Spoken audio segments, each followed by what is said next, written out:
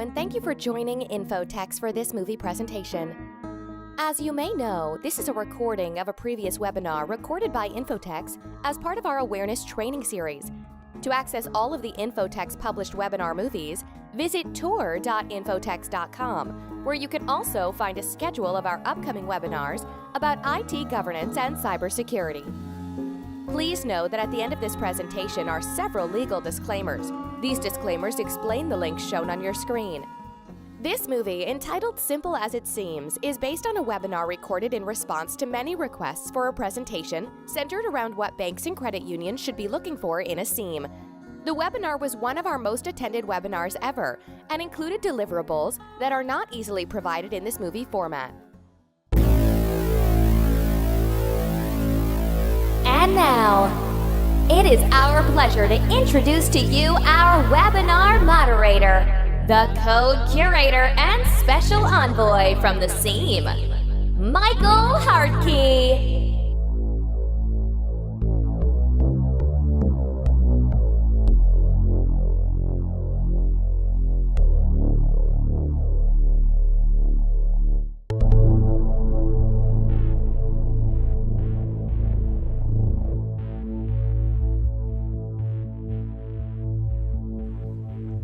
Hello everybody, I'm still loving my introduction. My name is Michael Hartke. Welcome and thank you for joining us today. Today's webinar is called Simple as It Seems, Technology Risk Monitoring for Banks. This movie would not be possible if not for the fact that in 2015, the FFIEC released a cybersecurity assessment tool, an assessment tool for banks that required both an inherent and residual risk assessment. The tool seemed to be the FFIEC's way of updating their guidance to consider network monitoring and threat intelligence controls, as well as incident response controls that were being called for in the then new NIST cybersecurity standard. The tool resulted in many community banks seeking a risk monitoring solution that would give them an effective, budget-friendly way to check off 85 statements on the tool. Many of these statements were considered new controls to community-based banks. The need for community-based banks to outsource to a managed security service provider, or MSSP, was more evident than ever. However, many banks are finding that what they thought was a SIEM is not really serving their needs. Others are experiencing segregation findings in their audits and are being told that a SIEM could solve the problem. Some information security officers are wanting to know where the future SIEM is heading so that they can align the security program more effectively. And yes, some of you are clients or potential clients just wanting to learn more about our approach. Whatever your reason for watching this webinar, we really appreciate you taking the time, and we encourage you to reach out if you have any questions. And now, I'd like to introduce to you our speaker, the awareness guru from Indiana, the tamer of spreadsheets, and the breaker of tech, Dan Hanley. Dan? Thank you, Michael. Nice introduction, by the way. Wow. And look at the audience this time. I think people are starting to find out about us. So, first, I would like to welcome first-timers to this webinar. Thank you for joining us. We're really flabbergasted that we have this many people coming to our webinar now. Then to our regulars, I definitely appreciate your continued patronage. Some of the things we'll be going over today, you've probably already heard, but I think you're going to really like this webinar anyway because of the way we're pulling everything together to talk about not only our SIEM, but the future of SIEM as well. Since this webinar has so many newcomers in the audience, they might not realize that I actually represent Infotex, which is a managed security service provider, and we're going to be talking about managed security service providers, or what I call MSSPs. That's the acronym for it. We provide our own proprietary SIEM, and then we manage it for our clients 24/7. The majority of our clients are banks, but we also have hospitals as well as organizations that are not regulated. Let me acknowledge the many different names for the processes that we're going to be teaching you about in our webinar today. While we might hopefully all agree that what we call a SIEM is an important information security control, we definitely haven't even agreed upon what that control should be named, right? And, I mean, when we first started designing what evolved into our SIEM way back in 2005, we named our early iteration of, well, we called it Logmon. And nowadays I'm kind of convinced that the reason for that is because our development team had spent way too much of their spring in the Western Caribbean, right? So, but we've heard our clients refer to what we call a SIEM as a SIM, a Security Information Management System, a SEM, a Security Event Management System. Some of our clients spell it SEIM and still call it SEM. Suffice it to say, I even have a client that's now just spelling it out. She calls it an SIEM. And so, in the spirit of joviality, I've kind of taken to calling it the control with many names. And really one of the big things that you're going to get from this webinar is that there are as many different versions of this control. And really what we're talking about is a technology risk monitoring control.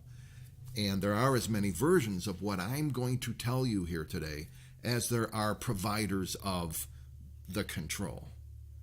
And so to me, your takeaway from this should be that, not every provider has the same definition as Infotex. Our definition is centered around the needs of our clients, which again are mainly small community-based banks and hospitals, as well as a few unregulated organizations that really just want to be secure.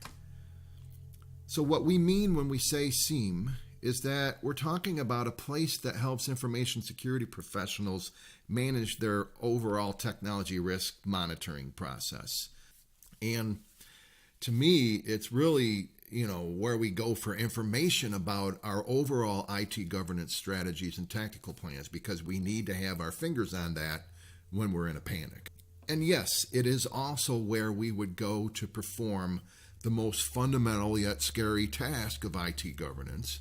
And our high-level definition basically acknowledges the notion that the majority of the time that it takes to have a sufficient incident response program, a program that allows you to turn potential lemons into lemonade, in order to have that, you really need to dedicate about 98% of the resources and time, leaving really a very slim amount of time spent actually logging into some portal to be able to respond to an incident.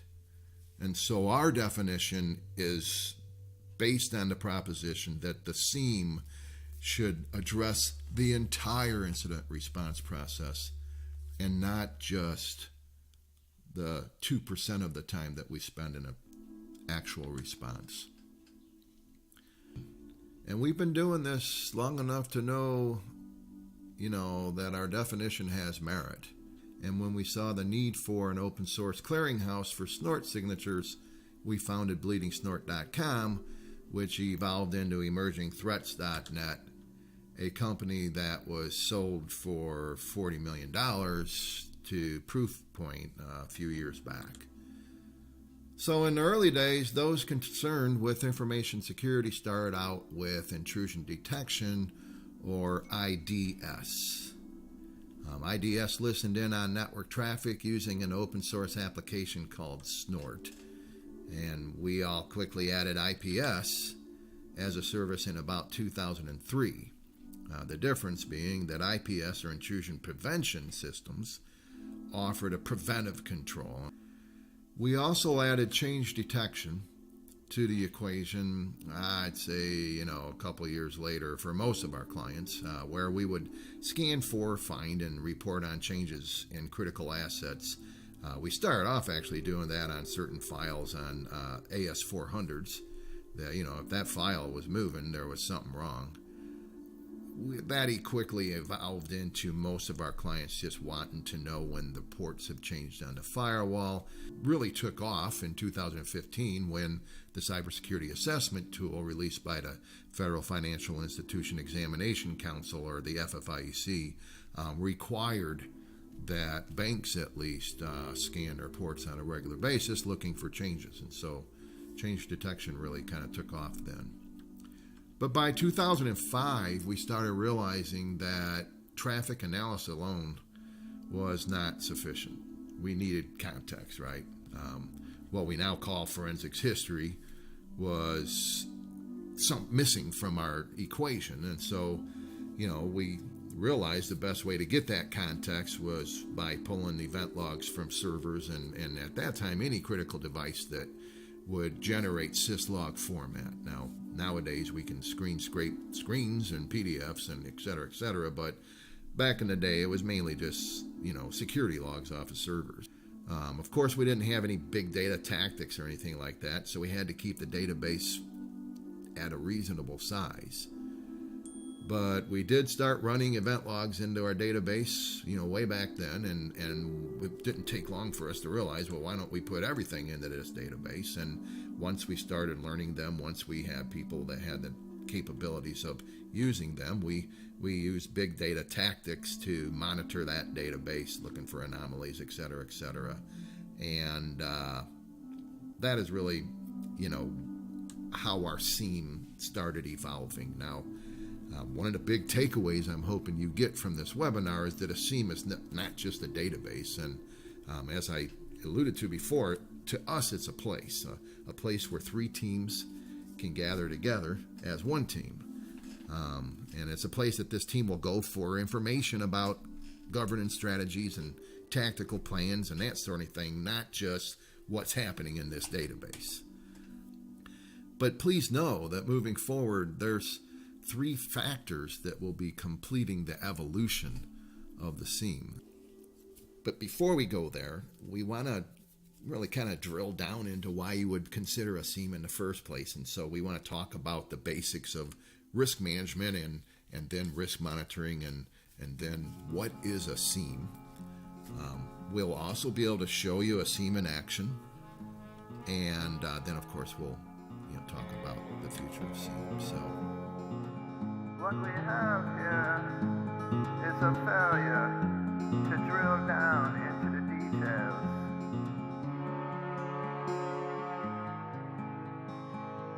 With all the money that our clients are spending to allow us to manage their system, not to mention all the resources we put in to try to manage the risk of us managing your system, there's a very important need to be testing your SIEM on a regular basis to make sure that all the moving parts are aligned. A SIEM substantially lowers the inherent risk that I would consider to be at least high, if not critical. And the SIEM is a control that lowers that risk to low residual risk, right? And so, boy, we are putting a lot of faith in that SIEM. Let's test it on a regular basis. So let's get started.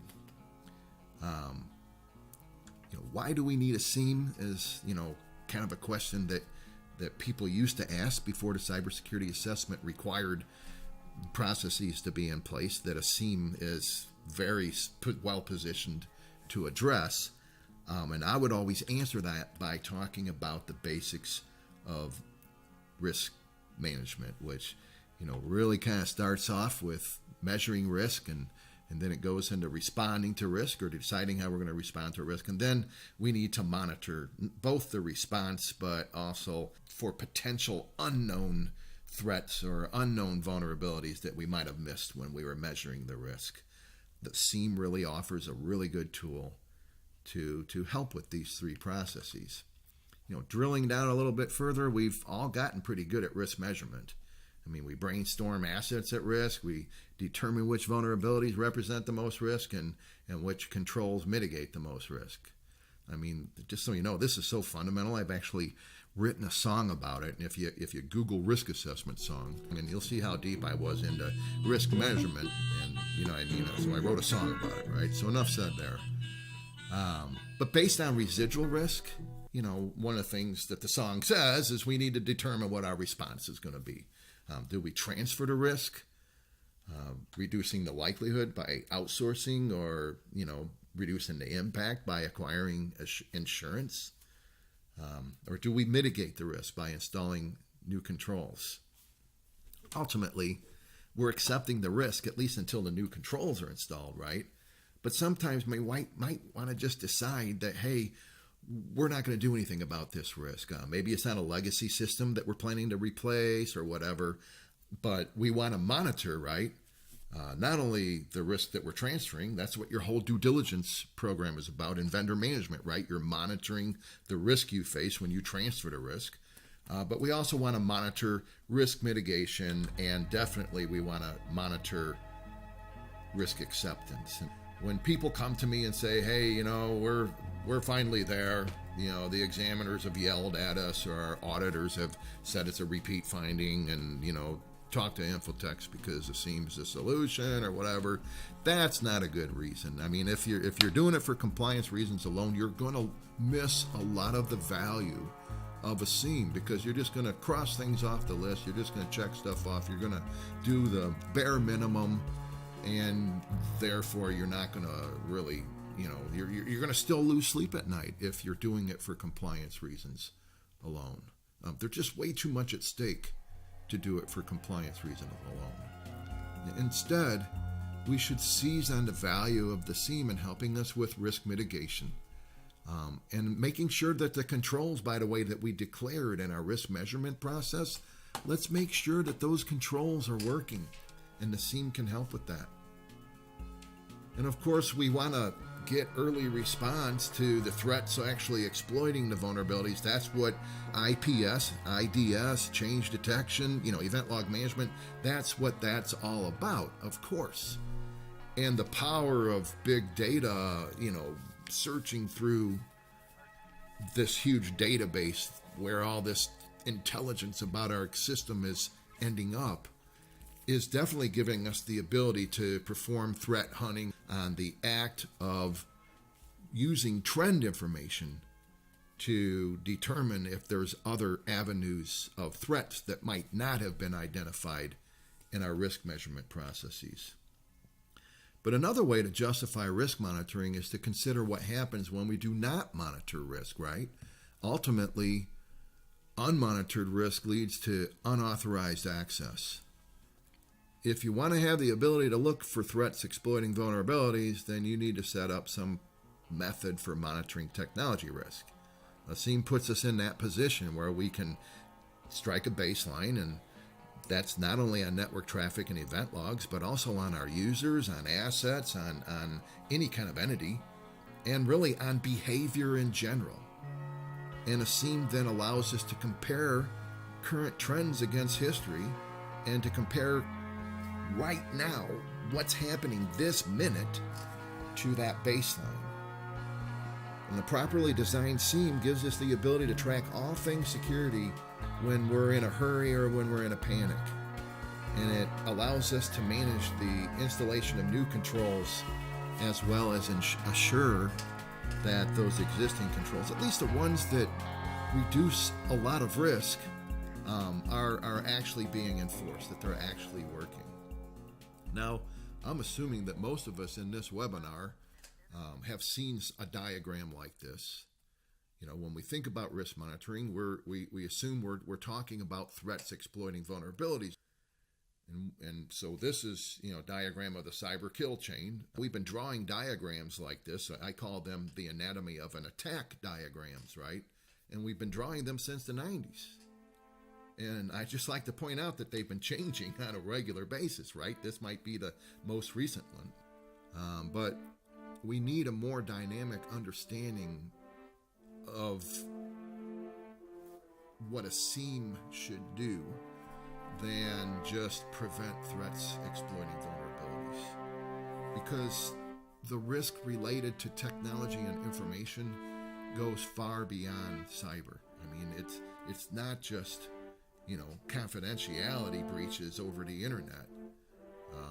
It's not just confidentiality, right? It's availability and integrity as well.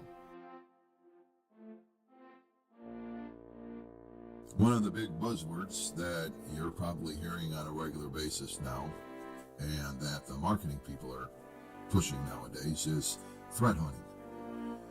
And just so you know, I'm going to totally simplify it here in this slide. We won't be talking a lot about threat hunting because it's what we've been developing over the 20 years we've been running a managed security service provider.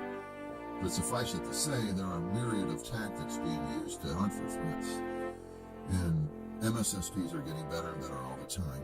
When we talk about the future of SIEM, machine learning is going to help us with threat hunting. And our data security analysts are learning new tactics in real time. It's why experience in gray matter is so important. But that doesn't mean I can't weigh in on it from a non-technical perspective. And because the non-technical side of technology risk monitoring can help the MSSP with the threat hunting process.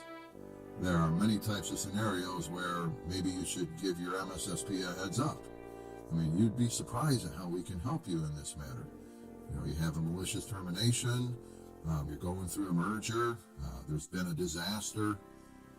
You know, there's a lot of reasons why we can put a watch on various users, entities, and that sort of thing. So, and just thinking of these scenarios, you know, helps you understand why we need a risk monitoring infrastructure in place in the first place, right? And more importantly, you know, once again, your MSSP should be threat hunting 24/7 by 365. It's what they do. And you can help them understand where there is heightened risk. But we're not just looking for threats exploiting vulnerabilities. And that's actually the symptom. What we're looking for is the problem as well as the symptoms. And so at a high level, we must monitor all types of risk response. We all dread the vendor management program requires. As an auditor, you know, I know that. But let's face it, vendor due diligence is how we monitor transferred risk. We must also monitor, you know, risk mitigation and then the accepted risk. But the reason why a SIEM offers so much value is because there are substantially more unknown risks than there are known, right? And so we need to be looking for the behavior of threats exploiting vulnerabilities. We need to look for the behavior of a strong posture becoming weaker. There's a lot of behaviors that we're going to be able to look at deploying new technologies. But know for now, if you're outsourcing your SIEM to an MSSP, we are looking for the behavior of threats exploiting vulnerabilities.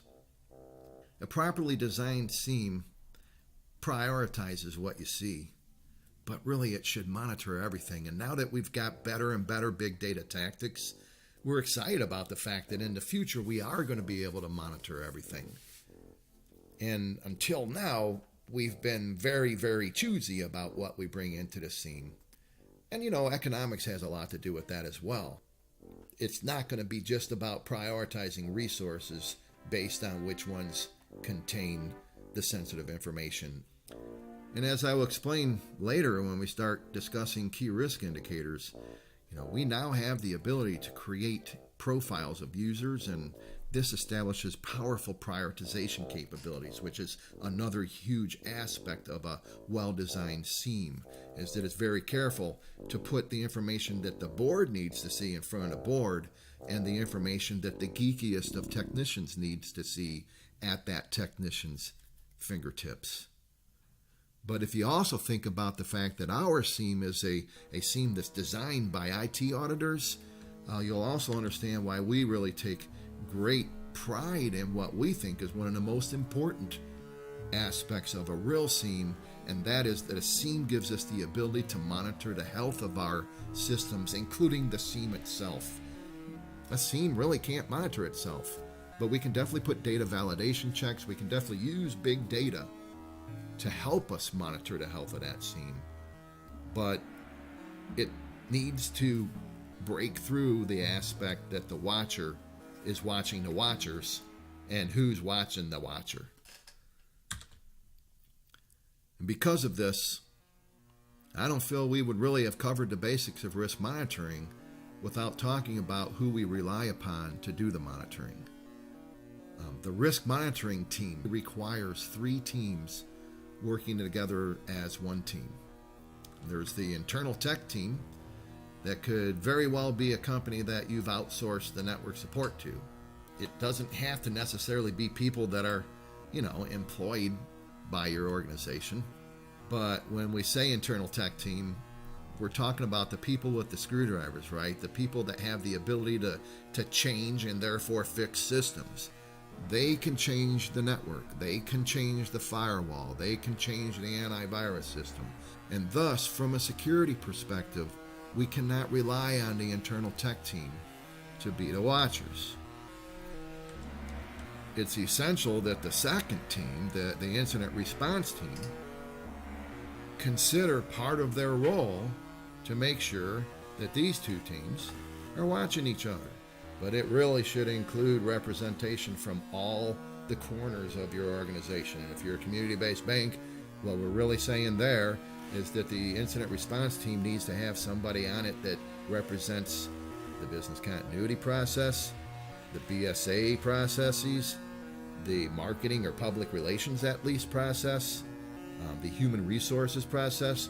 We don't want IT people talking to our employees about where they might be going on the internet. That's really something that should be handled by an HR person.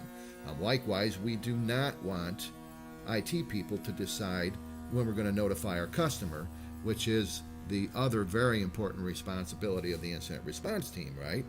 And since we really need, notification of the customer to be one of the big priorities of training, we need executive management on the incident response team. And yes, that means they have to come to the incident response team meetings, else how would they be trained to know how the process unfolds when we're in a panic, to make sure that we're properly laying the paper trail, not only for the notification of the customer, but more importantly, for when we're deciding not to notify our customer, even though customer information was involved. And the SIEM, if designed properly, facilitates the establishment of that paper trail. The incident response team also monitors for risks that cannot be detected in network traffic or event logs, or in watching the network the way the internal tech team watches the network. Given that over 70% of breaches still arise from policy violations or untrained users, these non-technical roles of the incident response team, policy and procedure enforcement, we can't count on our IT people to, even if they see it, to address it, right? And so these roles are critical. And it's important that you realize that to us, a SIEM is three teams working as a team, not just what your MSSP is providing to you for this very reason. But we are now to the definition of the Managed Security Service Provider, or the MSSP. The MSSP usually manages the primary inputs into that database, the IPS, the IDS, the ELM, the change detection, what we've already gone over. And the MSSP is the professionals at it, right? They're training and certifying DSAs, or data security analysts, and they're employing them 24 hours a day, 7 days a week, 365 days a year. But if we want to reduce everything I'm telling you to their primary roles, then our 3-team drawings needs to be modified. We can reduce the primary roles to the notion that the MSSP finds the issues, the internal tech team responds to the issues, and then the incident response team makes sure that those two teams have the resources they need to find and respond to the issues. It's that simple. But the mutual reliance that this depends upon is amazingly important. And in order for us to say that those three fundamental roles are in place, in order for us to say that we can rely on these three teams, we first need to understand and really honor the notion that mutual reliance makes this work. For because we are three teams working together as one, we need confirmation. The internal tech team needs to confirm the MSSP is watching. The MSSP needs to confirm the internal tech team is listening. And the incident response team needs to confirm that everything's working together well and that all three teams are being properly trained. The MSSP and the internal tech team might have their hands on the latest and greatest technology, but it's the incident response team that will pull it all together. So let's kind of talk a little bit further about the seam playing this role. To further illustrate the importance of the relationship between these three teams, I like to look at the architecture of the seam as it is typically constructed today, at least. We typically start with the 4 inputs I've already talked about. Know that I combined IPS and IDS, and you could say I did that because they're coming from the same source, which is true. But to be honest with you, I did it because it made my drawing easier to draw. But suffice it to say, event log management, change detection, intrusion prevention, intrusion detection, they all work together, as I've already articulated, to feed this database that we've thus far defined as our seam. And I'm putting forth the notion that there's inputs and outputs to this database that really is the seam. It's not just the database. And we have to remember that, beyond the manual human interpretation arising from, reviewing the data in the seam, the incident response team needs to be able to interact with trend and event information, that the seam highlights in order to monitor for threats exploiting vulnerabilities, accepted risks, risk mitigation, everything I've already talked about. And thus there needs to be a reporting, process in the seam that addresses these inputs and outputs. And we've always called that, by the way, our visualization interface. Likewise, the network support team is going to want to be able to go into that visualization interface to troubleshoot and perform, analysis or investigation, respond to event tickets and that sort of thing. So, for an example, say there's a misconfiguration error on the user's endpoint. The network support team would like to be able to review the event logs to find that problem. And then we have the reports that the non-technical universe and, the bank can understand. So, as an example of how economies are affecting seam design, it's not going to be the seam provider. It's not going to be the MSSP that manages the, UTM and that sort of thing. We're relying on 3 teams working together here, and for economic reasons, the internal team has always been the one that handles the malware prevention, the UTM systems. They're now, being relied upon to scan their networks to make sure that, WSUS is working properly and that we're patching those third-party applications, etc. And nowadays the internal tech team is also adding to their plate the administration of, DLP or endpoint security systems. And that all makes sense. I mean, from economical reasons, because of history, anti-malware systems were controls that the internal tech team has always been able to manage, right? And so why change it now? Why fix something that isn't broke? And at any rate, no big deal, because seam providers can screen scrape reports coming out of these systems that the internal tech team is responsible for, just like we're getting, event logs from servers. We can get the information we need from these systems that are managed from internal tech teams, and therefore we can continue to be the people that are watching the system, even though the MSSP should not be the people that are changing the system. And thus, ultimately, to ensure proper mitigation, most seam providers ensure that alert information needs to be addressed on a day-to-day basis, or on a real-time basis, finding those diamonds in the rough, so to speak, by interfacing the seam with the internal tech team's ticketing system. Now, you could say what a seam is a big, gigantic filtering system that filters a huge amount of false positives down to actionable events. And by the way, we're just talking, this is just coming off of, this right here is coming off of network traffic analysis, and this is coming off of event logs coming from servers. When we start getting data from everywhere, which I'll be talking about when we get to the future of SIEM, these numbers are going to seem simple. But there is a very, very important need for human beings to be involved in the watching of the SIEM. Those bad guys are using their own gray matter. We need to make sure that we use our own gray matter. Yes, In the future, the bad guys' tools are all going to be automated, and therefore we want our tools to all be automated. But the successful attacks are going to involve human interaction on both sides of the equation.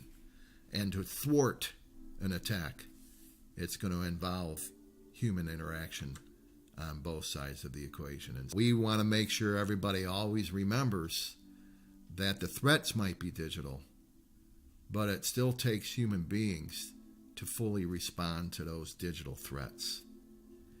And because of that, we really want to make sure that people see the Siem as a place outside of your own network that might be under attack, where the existing Siem, what we're now calling the Siem, those 4 inputs, that database that might, interact with your internal tech team. It might bring stuff in from anti-malware, et cetera, but it is really just part of the place. And, we're going to get into this deeper, but suffice it to say for now that we believe a Siem should be a place where the 3 teams gather together to act as one team.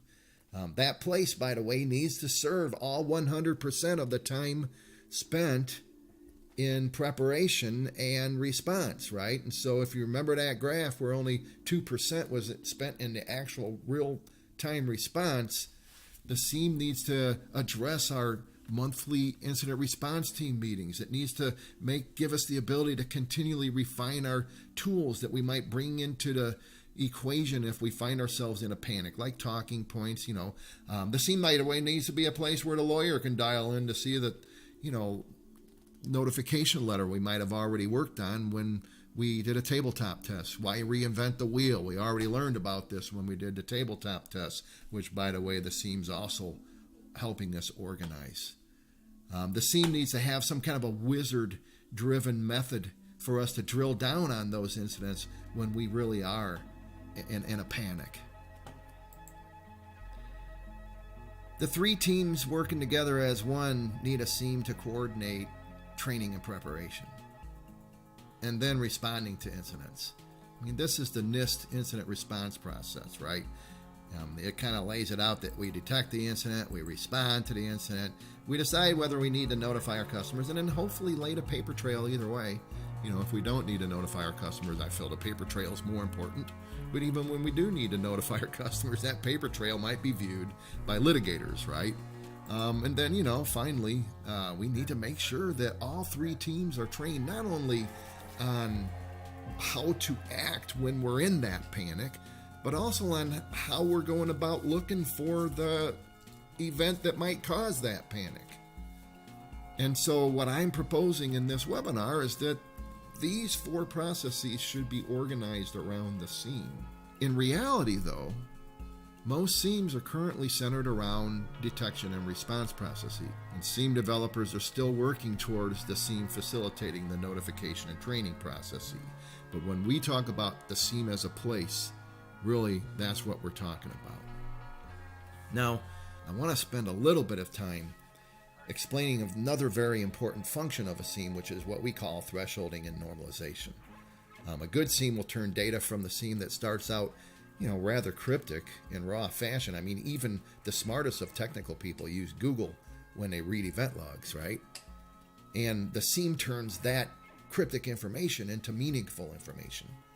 And while our data security analysts have been trained to decipher alerts, and they've seen it again and again, from all the disparate inputs into the Siem, the incident response team members are intimidated by it, right?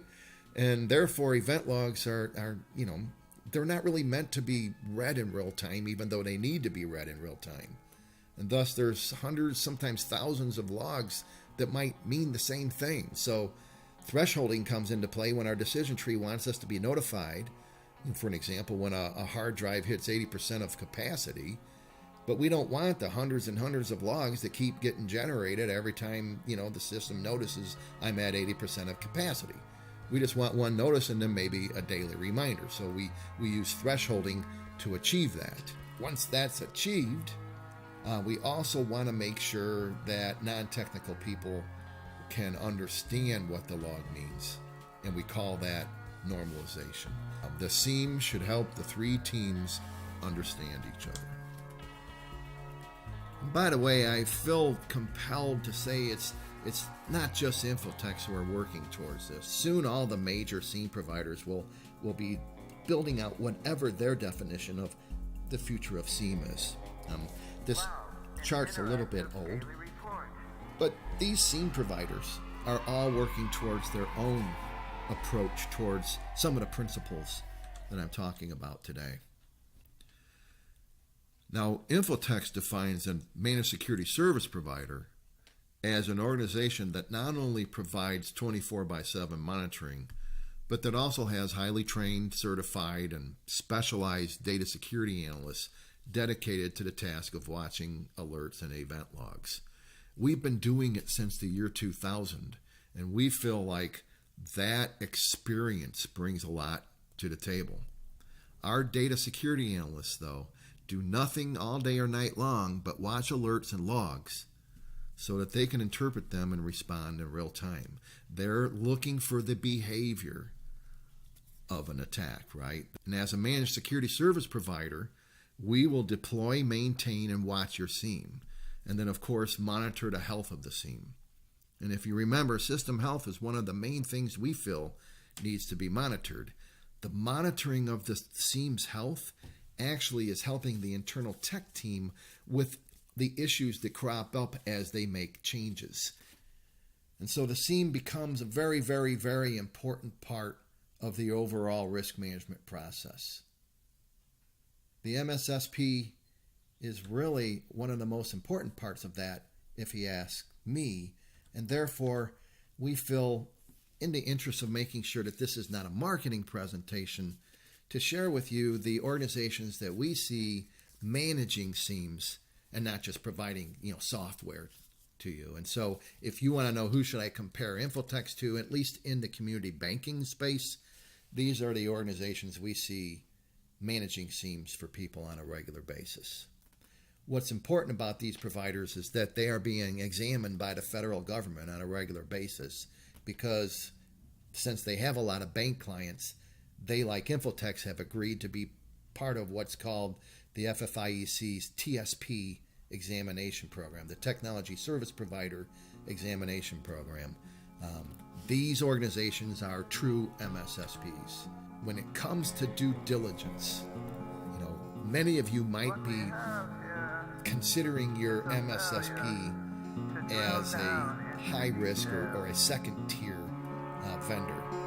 But please know that for quite some time, several of our clients, including those clients who we help develop their own vendor management program, has been looking at us as a critical risk or tier 1 provider. And the main reason for that is, while we do not really possess NPI, and we don't even have access, we don't want to have access to NPI, we do have a persistent connection to your network that is being used 24/7. And thus a breach of our system could lead to a breach of your own system. And therefore, many of our clients are requiring that we fulfill the due diligence requirements similar to what their core provider, their internet banking provider, is required to fulfill, which is fine with us. We're in the FFIEC examination program, so they're making sure of that anyway. But when you vet an MSSP, there are some key issues you need to look at. Does their contract provide a guaranteed response time? Have we, defined expected actions properly? Do we know what a response is? Who's supposed to, remove the virus from the system? And by the way, something that's new in here, I kind of might have alluded to it, or at least there was a slide about it earlier, but do you have permission to test your SIEM any way you want? The FFIEC examination program requires us, we were doing some auditing before we got into it, but not all this. We've got third parties coming in and auditing us on a regular basis. We've got, pen tests against us, social engineering tests, network configuration audit, the whole 9 yards. That is necessary to assure you that if there is a breach, they're going to be able to make you whole. But beyond the compliance needs which, when you do your vendor due diligence, you're looking at our, is the organization in compliance with Graham, Leach, Bliley, and the other laws that we need to be in compliance with. You're looking at, do they have a SOC 2, or do they have any kind of affidavits or anything like that? You're looking at the insurance we just talked about, and, financial statements and that sort of thing. But beyond that due diligence, be sure that there's data security analysts doing nothing but watching networks, alerts, and that sort of thing 24/7, right? Be sure that they're using a commercial threat intelligence source and not one of the free open, source, intelligence organizations. And by the way, those, nothing against the open source intelligence organizations. We actually, if you remember, started one. But we also know that the commercial organizations are dedicating a lot of research and a lot of resources to connecting with the Homeland Security Department, et cetera, et cetera. This threat intelligence is much better commercially than it is free. Does your MSSP have a process in place to make sure that your sensors are secure? What does the reports look like? Are they meant for the average Fortune 500 organization? Are they meant for the average small business? Or are they meant for community-based banks? Or are they meant for hospitals, small hospitals? Make sure that the reports and the dashboards are set up for your type of organization. And then finally, and I really can't stress this enough, I tried to talk about it earlier, but we want human beings watching the network because they're up already, not being woke up in the middle of the night with text alerts because we decided that, hey, this one might need to wake us up. But I want to really circle back around to, one of the most important benefits of outsourcing the monitoring of your network. And that is, whoever watches the system should not be allowed to change the system. The people who are changing your network, that internal tech team, they need to be in a position where when that internal breach occurs, and again, 70% of the breaches are still initiated on the internal network, right? But when there is an internal breach, the internal tech team needs to be able to point to the watchers and say, hey, check with the MSSP. They'll be able to prove it wasn't me. And the watchers must not be allowed to change the system, or how can you trust that it wasn't the watchers? Ultimately, and this drawing, I just love this drawing by Sophia, but, you can't have the fox watching the hen house and then think that's going to fly when we end up finding ourselves in, litigation. We're talking about some pretty high stakes here when we talk about incident response. Somebody has already screwed up. We want to make sure the lawyers have, faith that it wasn't one of us. So if you're building your own SOC, segregation is really going to sneak up to haunt you unless you don't address it early. The bottom line is you can't have network engineers staff your SOC, because then you miss out on the segregation duties prerogatives of having a SIEM. Which brings me to really kind of getting down to the nuts and bolts of what a SIEM actually really is. So, what is a SIEM anyway, right? What is a SIEM? Well, as we've already talked, a SIEM is a database. It's how we started the development of the SIEM, way back in 2005 when we started putting event logs and eventually everything into that database. We brought everything into one basket and then we watched that basket, right? That's kind of the proverbial metaphor for what we're doing with a SIEM. But as you can tell, I have already kind of made a very, very important case for how the SIEM is a lot more than just that database, and I'm going to drill down even further on that as we start defining what a SIEM really is. But because of economic reasons, we must, and we really have always needed to manage the size of the database, and thus a typical SIEM will take data from the 4 inputs that we already talked about. The intrusion prevention system, by the way, usually requires us putting a sensor in line, is what we call it.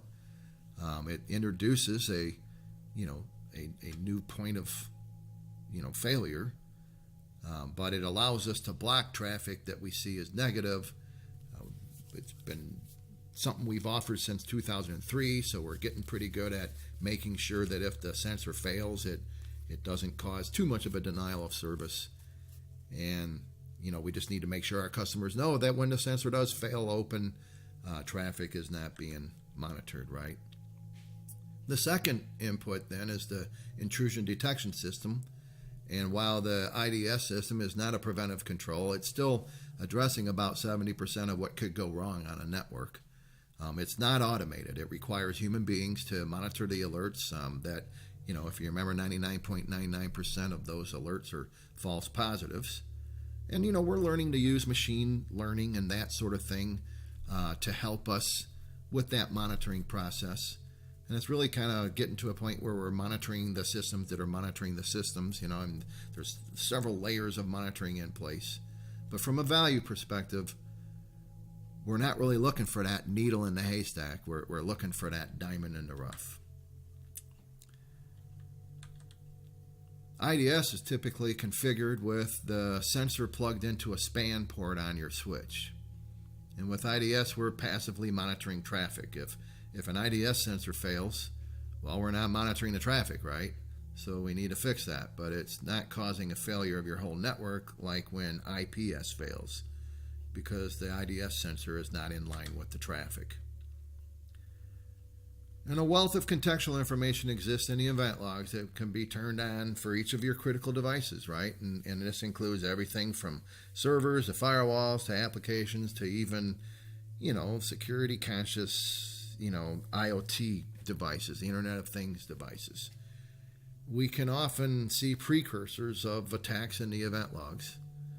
And almost 100% of the time, the bad guys leave tracks in the event logs, right? The forensics evidence is usually in the event logs. And so the third input is the event logs that we get from your critical servers, critical devices, maybe your firewall, your switches, your domain controllers, workstations that might have certain, needs with them. And then, applications, your antivirus systems, your data loss prevention systems, et cetera, et cetera.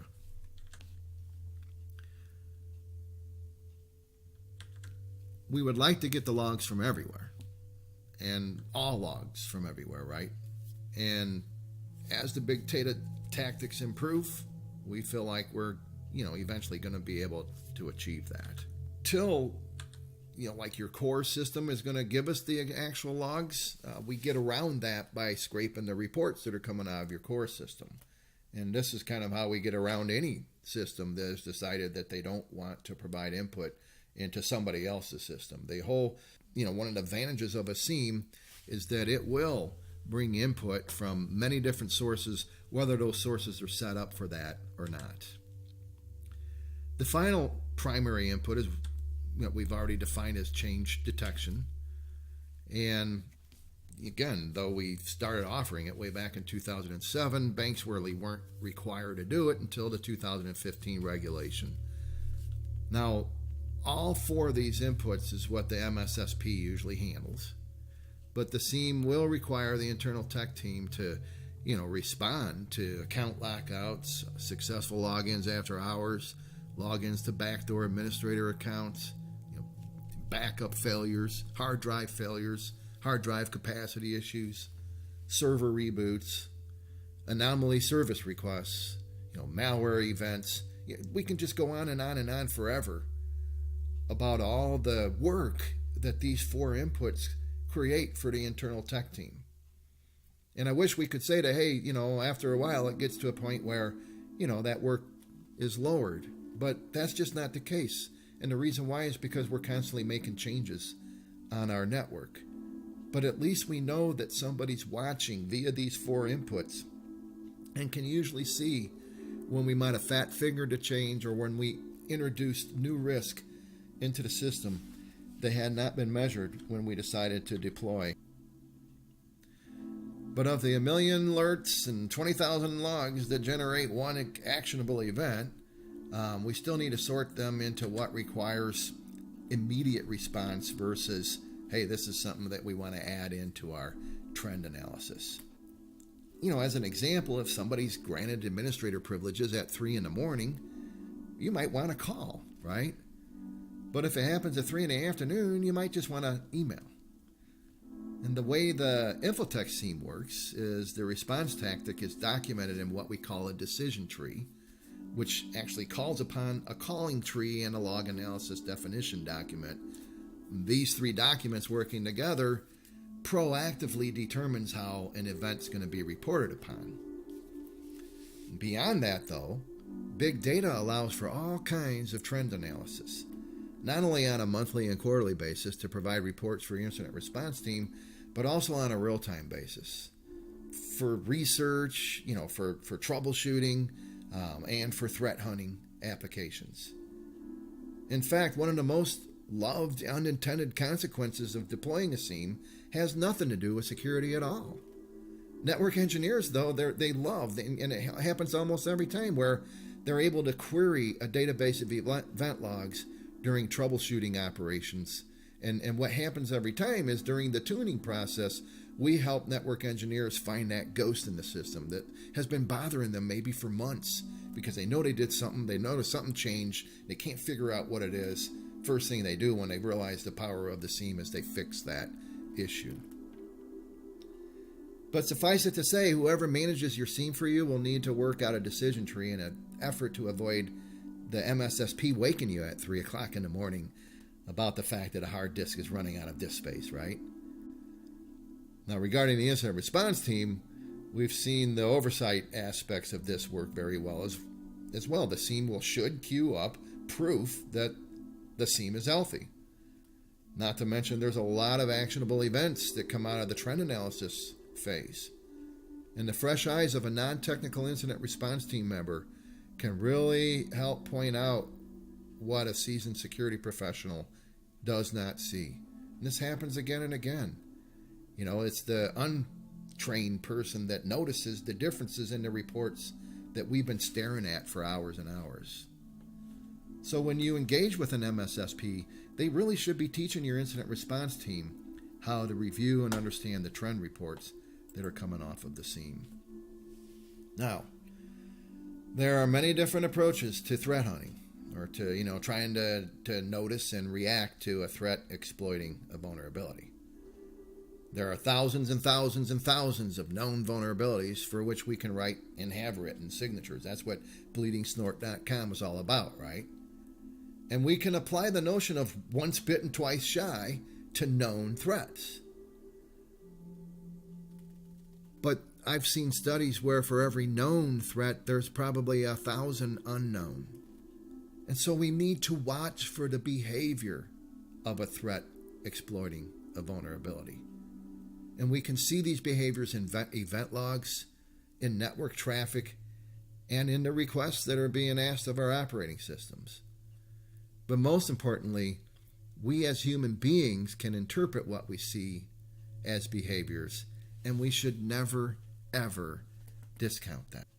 And so because of that, we need to make sure that gray matter is involved with the monitoring of your SIEM.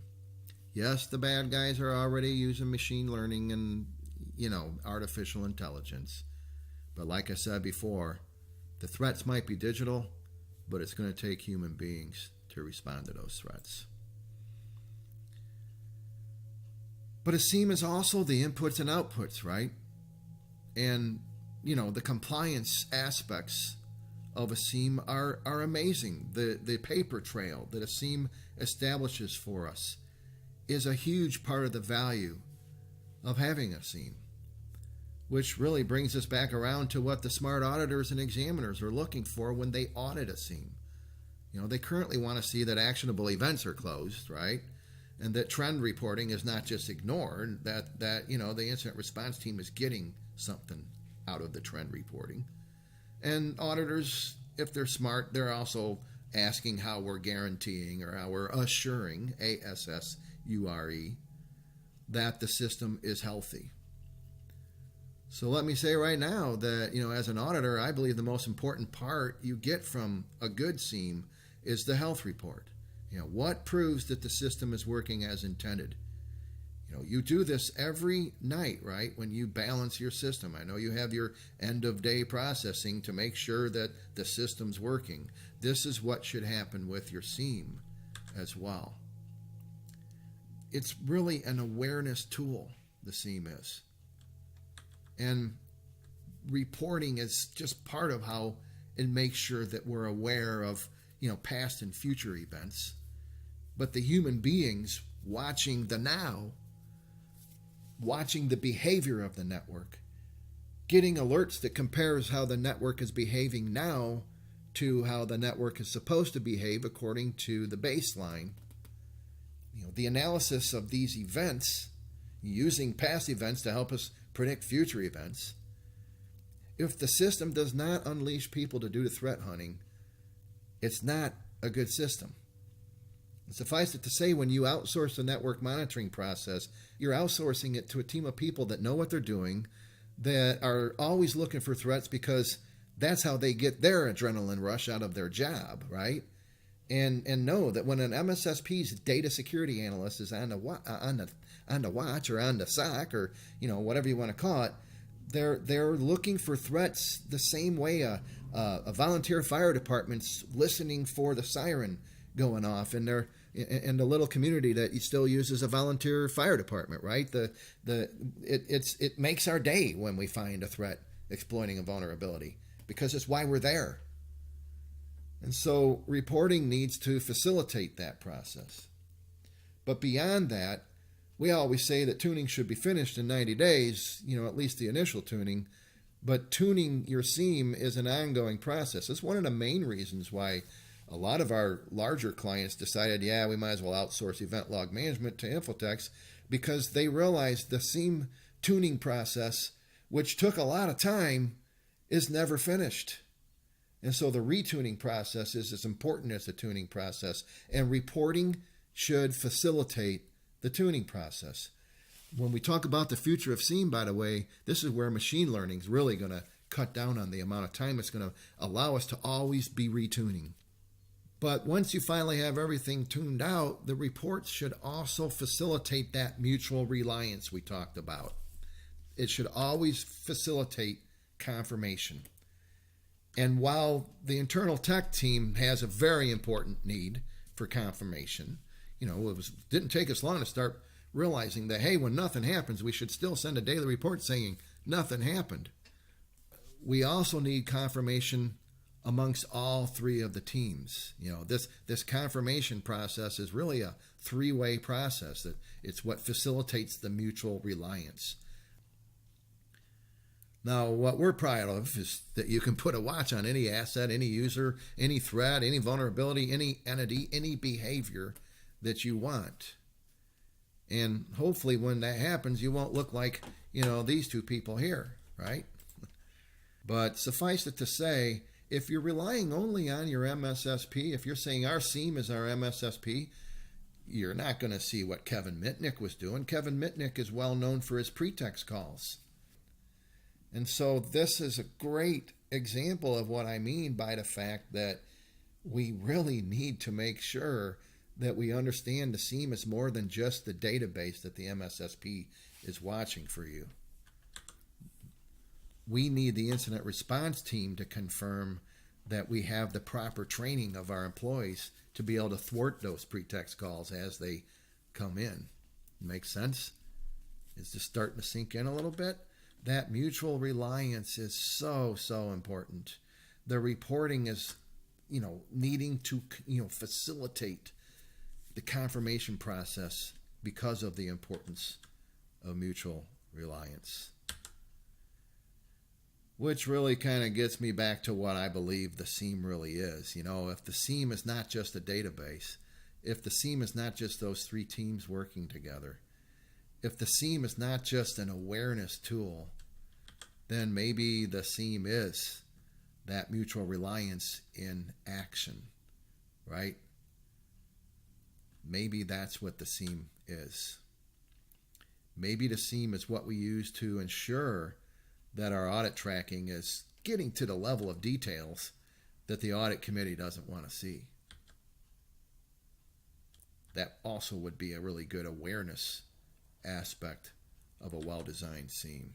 But you should be able to provide evidence that the monitoring system is and was and will be working. And just so you know, the health monitoring is where the majority of the retuning takes place when we talk about retuning the system.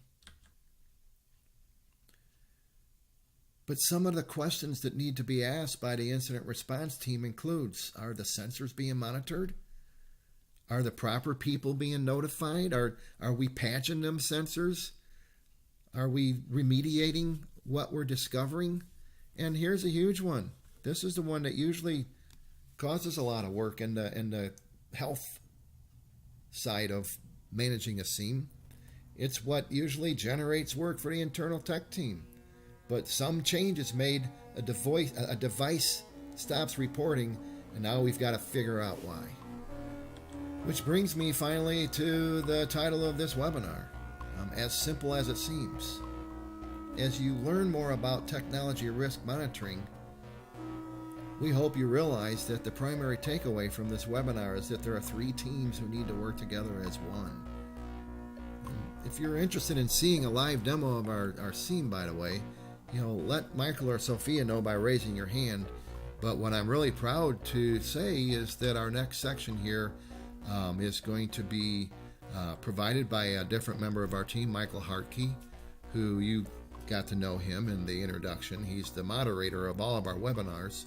But what you might not know is that Michael is also our lead programming coordinator. He's the guy that executes the vision for the seam. The vision is really created by myself and the technical team at Infotex, and of course our clients. But Michael's the guy that makes sure he turns what sometimes are very cryptic requests into real action. And so with that, I'd like to turn control of our webinar over to Michael. Michael.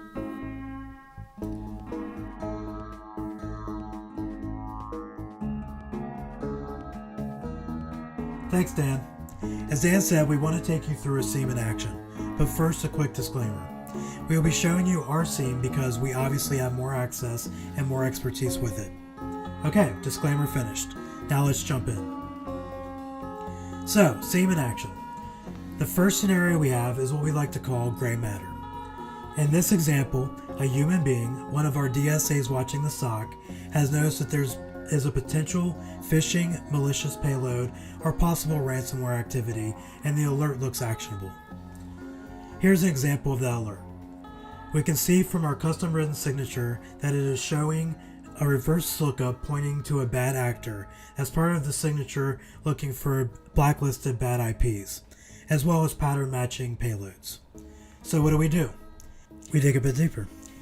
We check the payload, we look at web filter logs, DNS logs, we run a machine lookup and see what the actual machine name was because the IP address can change.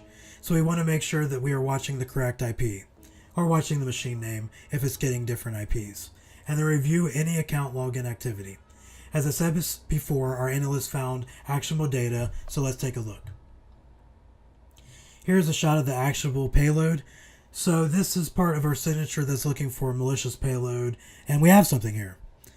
Our analyst follows the decision tree, calls the client, and sends a ticket. Here's an example of our decision tree. And in this case, it actually fits 3 different categories because they're all kind of the same. We have spyware, malware, virus, Trojan, and ransomware. Now all 3, we are basically recommending the same thing. We want you to alert your staff of it, we want to take the system offline, and we want to isolate and scan that system, run our checks, and make sure that system is clean before we reintroduce it to the environment. We also recommend putting a watch on traffic or log for that device, so that we know quicker if something is to happen again, we are keeping a closer eye on it. We recommend that they review this with their incident response team, and as always, we offer to sit in. And to close this one, as always, we document and follow the incident response process. The next example we have is client initiated. Now in this scenario, a client has 2 users report a browser pop-up claiming their Windows is infected. I'm sure we've all seen it. It might look a little something like this. So the client is notified by the antivirus that they have a possible infection. In this case, a JavaScript file was actually quarantined from the internet cache. And obviously we have a worried client at this point. We recommend remediation on their end, and we start the investigation on our end. We investigate using information provided by the client. We have the workstation IPs, the antivirus findings, and maybe the most important piece, the time frame that it happened, even if it is a broad time frame. Obviously, the more precise the better. Here's an example of some of the actionable information we were able to find in our SIEM. We found some compelling evidence in the firewall web filter logs that we can see in the SIEM here. Again, we are bringing in logs from different devices, bringing in information from different devices, and we are correlating these together. So here we are seeing that we have some blocking events that were generated by the web filter that was attempting to connect to a known ad server and triggered a notice. So we are chasing this down the rabbit hole. So what do we do next? We weren't able to follow that rabbit hole any further, so we try to recreate it in a sandbox environment. We load up a sandbox, we load the page hundreds, if not thousands of times, trying to replicate the reported behavior. And of course, we are going to use a sandbox environment so we don't accidentally infect something else on our network. In this case, we couldn't recreate it by visiting the website in the sandbox, so we did conclude it was most likely a bad third-party JavaScript ad, or the ad server got compromised, something like that, and that they probably resolved the problem, maybe even several levels removed from the affected website owner, whomever is serving ads on the website. Again, this is a website that they used to do their work, so it was a concern for them. So we notified the client of our findings. In the last case we offered, in this case they actually asked and took us up on our offer to sit in with the IR team and tech team, also the owner of the affected website, because they have been told not to use this website, so they want to make sure the problem is resolved and everyone is informed. The website owner asked for some information from the SIEM, basically a report showing what we found, so that they can follow up and do their due diligence. Of course, we cleared that with our client. We don't provide anything without our client's approval. We get that to the website owner, and again, we document and follow the incident response process. Alright, our third and last example here is of an automated notification. So the way the system works is that we are sending out this real-time alert to not only our 24/7 SOC, but also our client's relevant team members that we set up during the deployment and tuning process. So in this case, our analysts and the client are notified by a real-time alert that there is an unusually high number of lockouts and failures on a high-value account on a high-value server. So obviously we contact the client. And also, it just so happens that the client was also dealing with this lockout problem, and it was impacting their business and locking them out of different critical systems and services, just becoming a pain in the neck. So they were actually in the process of deciding their next steps, and calling us was next on that list. So we reached out right in time in this scenario. We investigate and find a service tied to the admin account as failing login due to a bad password. We identify that account, and it is for an application, and we note the machine and services that is failing on. Here's an example of that in our SIEM. Again, bringing in that login data to be able to correlate that, and also being able to pivot based on IP or the type of data it is, or even relevant events. Being able to pivot and see where else it might have shown up is also helpful in many scenarios like this. We can see here a failure reason, bad password, username admin. This was login type 3, it's a network login. So we notify the client informs us that they recently changed the password for that user account in question. They said it was actually the named administrator account, and then they forgot to change it for several other affected applications and services that are tied to it. Client updates the password on that service and thanks us. Yay, happy client. Now we do recommend segregating admin accounts to reduce the risk of this happening again. In this case, they were using the named admin account, they were sharing it. We recommend the best practice is to have individual admin accounts. That way you have the ability to track that activity to that user and then actually turn that standard named default admin account into essentially a dummy account that doesn't do anything, but can be a precursor if we see attempts to access it or use that account. That adds accountability and reduces that risk. And again, we document and we follow the incident response process. So Dan, I hope that was informative and helpful, and back to you.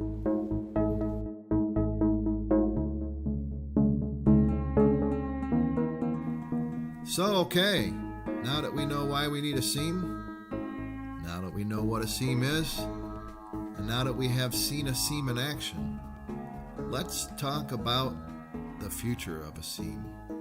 And so let me just kind of delay it a little bit by remembering to say, like all of our webinars, we've got some deliverables with this one.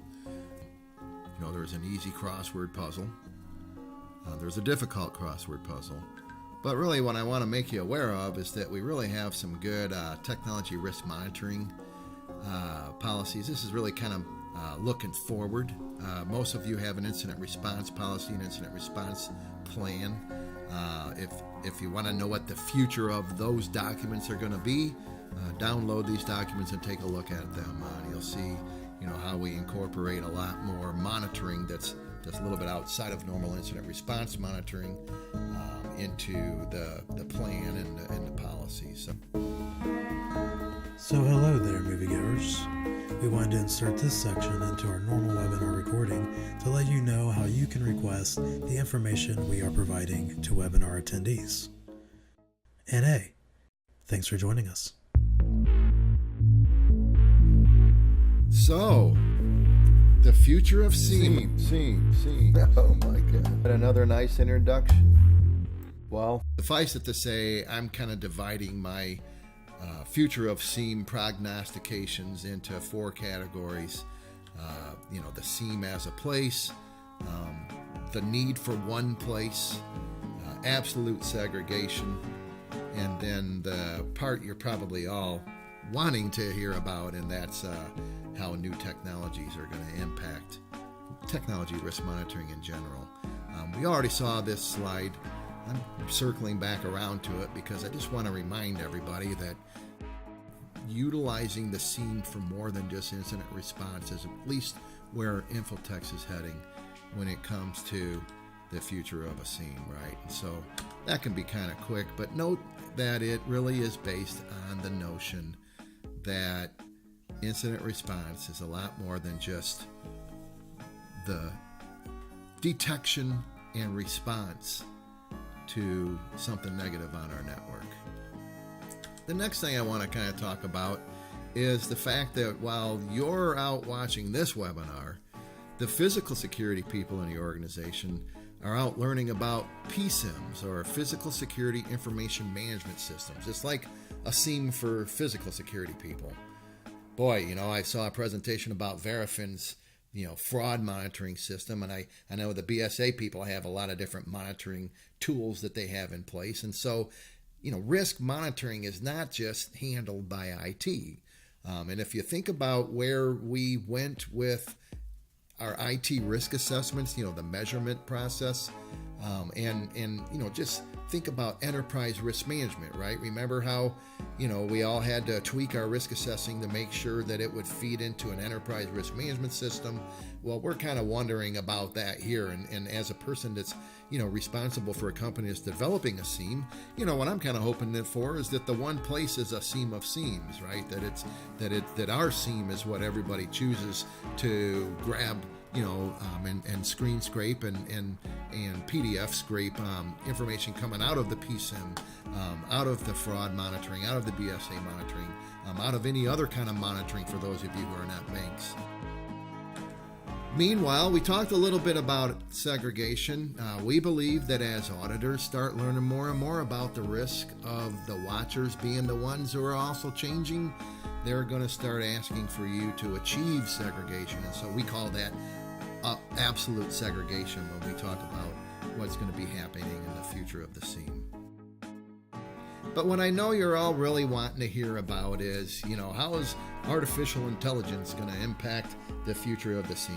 And so suffice it to say that, it is really substantially going to make our jobs easier. It's going to make it so much better for us. The bad guys, again, they're learning how to use it, but we're learning how to use it as well. Better big data tactics, machine learning tactics. They're going to allow us to do what we call dynamic baselining. And what I'm really looking forward to, and what we're actually already implementing now, is that it's going to allow us to do behavioral baselining. Now, the technologies that we have are going to make it so much better, and really, instead of receiving alerts, we're going to receive meta alerts. Instead of watching logs, we're going to watch meta logs. But the three main technologies that I see impacting the future of our SIEM might be best illustrated with kind of a metaphor. And so these are the bullet points as to what we're actually actively working on right now in our own development process, right? Machine learning is going to help us with tuning, et cetera, et cetera. But what I'd really like to do is I'd like to tell you a quick metaphor that'll help you understand, hopefully, how machine learning and artificial intelligence and UBA and NBAT are going to really help with the technology risk monitoring process. And one of the things that you got to keep in mind, by the way, is that as I talk to you about the future of SIEM, consider the source maybe. Now, I'm a little bit, maybe better in a position to propose what the future might look like because I run a company that's developing a SIEM. But I also was the guy that predicted that Facebook was going to be a passing fad. Where's the canned laughter? Canned laughter, right? And so what you need to realize is that I also didn't think text messaging was going to be a big deal either.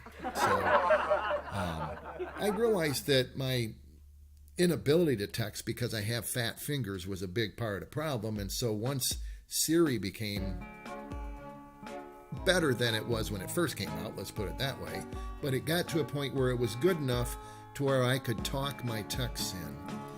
And likewise, I do that with email as well. And so, you might see me huddled in the corner of an airport whispering into my phone, and what I'm actually doing is talking my text messages into my phone or talking my email messages into the phone. And the way the process works is I talk what I want to say, and then I have to go back in and edit it because Siri kind of messed up, right? Siri doesn't hear me, or she doesn't, understand me as well as she should. To me, what really happens when I talk a text in is a great illustration of big data. I speak into a microphone that then, Siri converts, it listens to me, it looks for spaces in what I'm saying and defines them as words, takes a hash on the words, goes out to this huge database, tries to find a similar hash, and then brings ultimately text back to the screen, which may or may not be right. And then, of course, I go back in and edit it, right? So big data is that process. It's really, the tactics that Siri uses to be able to quickly find those words is something that we shouldn't complain about. It's amazing. But yes, I do complain about it every time I text my wife, Stacy, because I don't care how I say the word Stacy, Siri always spells it either S-T-A-C-Y or S-T-A-C-I. And then I have to go in there and change the spelling to S-T-A-C-E-Y. And so you would think after the 50th time of me changing the spelling of the word Stacy, Siri would pick up on that and start presenting that interpretation of the word rather than S-T-A-C-Y or S-T-A-C-I. But that isn't happening. Now, I have learned that I can make it better by going into Stacy as a contact and giving her a nickname, and then Siri will sometimes spell Stacy right. And since I've done that, she might get it right 50% of the time. And so think about the tuning process when you deployed your MSSP. We had to go in and suppress alerts again and again and again and again. And you would think after the 50th time of suppressing the same category of alerts, the system would at least queue it up saying, hey, do you want to suppress this alert again? We notice you've suppressed it the last 50 times it came up. Would you like to suppress it again? And then maybe we as human beings approve that decision. That's kind of machine learning. That's really taking it to the next level. Now the level we're all looking for, where we'll be when we have a Siem as a place, is that instead of me talking the text in, maybe I would say, hey Siri, send a text to Stacy asking her for an ETA, and then Siri would respond saying, Dan, an analysis of the last 10 times you reached out to Stacy, she's more apt to respond to an email than a text. Would you rather me email it to her? It wouldn't be about whether we're spelling Stacy right? It would be all about, whether or not we want to use one form of communication or another based on an analysis of the trends, what's happened before. That's the next level. That's where we're really utilizing the artificial intelligence aspects of machine learning. I'm really looking forward to that, but what I also want to make sure you realize is that when we get there, one of the things that was involved in that email that went to Stacy asking for an estimated time of arrival was that a human being made the decision to initiate the email on the front end, and Stacy, another human being, would have to receive the email and respond to it on the other end in order for the whole process to work. And so what I'm getting at here is that I'm wanting to make sure you realize that though artificial intelligence is going to really improve upon the future of the Siem, it's going to make it to where all the busy work is taken away, and human beings with gray matter will have more time to think about what they're seeing when they're looking at the Siem. But maybe we should put it this way. You all seem to agree when I talked about mutual reliance being one of the cornerstones of technology risk management. And it's not like I could see you agreeing, but I've presented this talk in person a few times, and everybody seems to nod their head that yes, mutual reliance is a cornerstone of technology risk management. But do we want Siri to watch our network, or more important, do we want Siri to be the one that handles the confirmation process when we're in the aftermath of an event? Are the litigators going to accept, well, I don't know who suppressed that alert. It was the machine. It was Siri. No. So there's always going to be human beings involved in the future of Siem. To me, the best metaphor to help you understand the need for gray matter, working with artificial intelligence, but still the need for gray matter, I think the best way to help you understand that is to think about the TV series Star Trek Next Generation. Talking about an amazing technology risk monitoring application that they have on the Starship Enterprise. But they still had the character Worf, who is the security officer of the Enterprise. And there's a couple episodes, if you're a Trekkie, remember them, where the system could not make sure it was healthy. There needed to be gray matter for security to work even in the 24th century. Thanks again for joining us. Here's one last screen for you to capture if you need further information on the subject. And with that, I will turn control of the webinar over to Michael. Michael? Thank you, Dan. Thank you for your time, and again, thank you everybody for joining us today.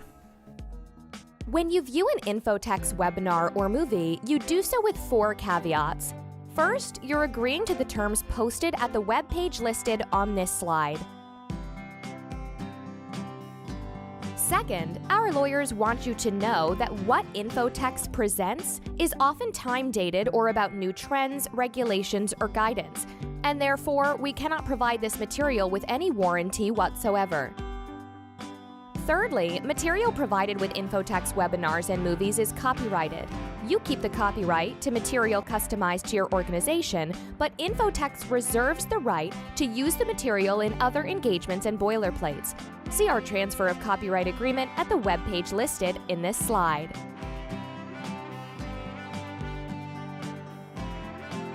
Finally, those who view our webinars or movies may be added to an email mailing list. If you do not wish to receive notice of additional educational opportunities, please accept our apologies and please opt out at the web page shown on this slide.